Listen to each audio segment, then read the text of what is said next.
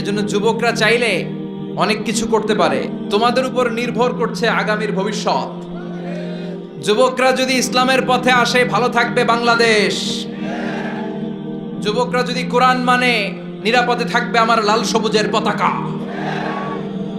যুবকরা যদি ইসলামকে মেনে চলে, তাহলে আগামীর ভবিষ্যৎ ইসলামের ভবিষ্যৎ। জোরে কোন ঠিক কিনা? কারণ যুবকদের মধ্যে আছে প্রাণ ঢালা উচ্ছ্বাস। মুরব্বীদের স্বাদ আছে কিন্তু সাধ্য নাই। মুরব্বীরা চায় অনেক কিছু করতে, কিন্তু করে দেখাতে পারে? মাজায় ব্যথা, কোমরে ব্যথা। আগামীর নেতৃত্বে মুরব্বী নয়, যুবকদেরকে এগিয়ে আসতে হবে। চিল্লায় বলো ঠিক কিনা?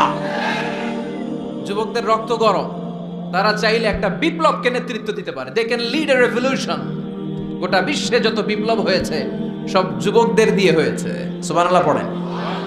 এই যে কোটা আন্দোলনের বিরুদ্ধে বাংলাদেশে একটা বিপ্লব হয়েছে না?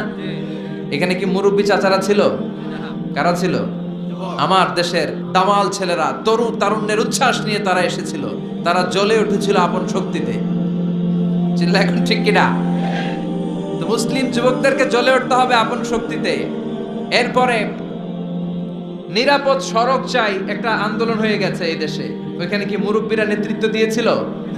অবাক লেগেছে। প্রাইমারির ছেলেরা, হাই স্কুলের ছেলেরা আইন কিভাবে করতে হয় এবং কিভাবে সেই আইন মানাতে বাধ্য করতে হয়, প্রশাসনের চোখে আঙ্গুল দিয়ে তারা গোটা বাংলাদেশকে দেখিয়েছে। জোরে কোন ঠিক কিনা?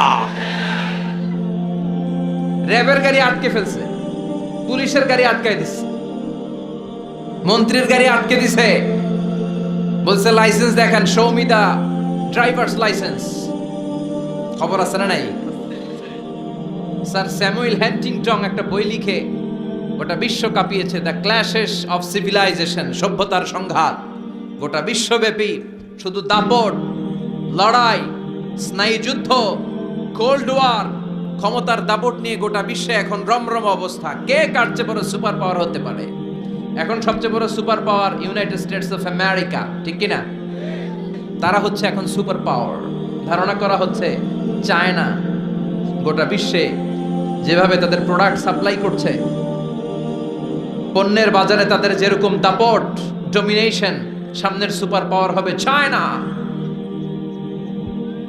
চায়নাতে কোনো দুষ্কৃতিকারী, কোনো হত্যাকারী, তাদেরকে যখন জেলে বন্দি করা হয়, জেলখানার ভিতরে ওরা ফ্যাক্টরি করে রাখছে। জেলে ঢুকবি তো কাম করে খা, আছে না নাই? কি সুন্দর অ্যাটিটিউড। যে যেই কাজ পারে জেলখানার ভিতরে ওই ফ্যাক্টরি। আগামীর সুপার পাওয়ার হতে যাচ্ছে চায়না। পলিটিক্যাল অ্যানালিস্ট যারা আছে, রাজনৈতিক বিশ্লেষক, তারা বলছে যে চায়নার পরে চলে আসতে পারে India super power, Narendra Modi. সভ্যতার সংঘাত আদিকাল থেকে আজ পর্যন্ত আছে না নাই?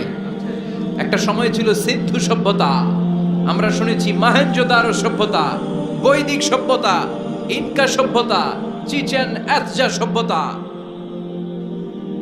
প্রাচীন মিশরীয় সভ্যতা, ব্যাবিলনীয় সভ্যতা, গোটা বিশ্বব্যাপী মেসোপটেমীয় সভ্যতা। এরকম অনেক সভ্যতার আবির্ভাব ঘটবে। আবার কালের বিবর্তনে, সময়ের আবর্তনে এরা হারিয়েও যাবে।